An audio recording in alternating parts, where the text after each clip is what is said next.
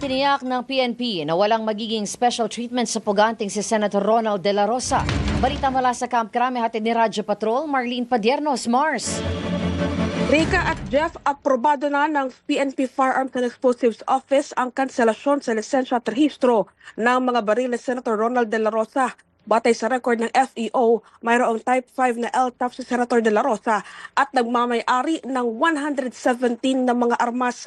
Samantala, ayon naman kay PNP Chief Police General Jose Melencio Hernandez Jr., mananatiling nakabatay sa batas at profesionalismo ang lahat ng aksyon ng pambansang pulisya sa pagpapatupad ng arrest warrant ng ICC laban sa kanya. Binigyan diin ni Nartates na bagamat may institutional respect ang pulis kay De La Rosa bilang dating hepe ng PNP, hindi ito magiging dahilan upang magkaroon ng pabor o maluwag na pagtrato sa kanya.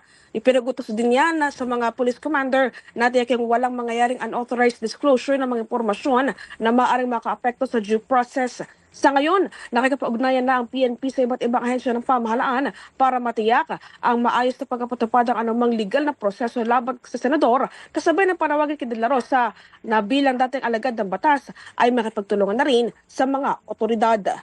Yan ang balitang kumpirmado sigurado. Ito ang Radyo Patrol, Marlene Padiernos, DZMM. Maraming salamat, Marlene Padiernos.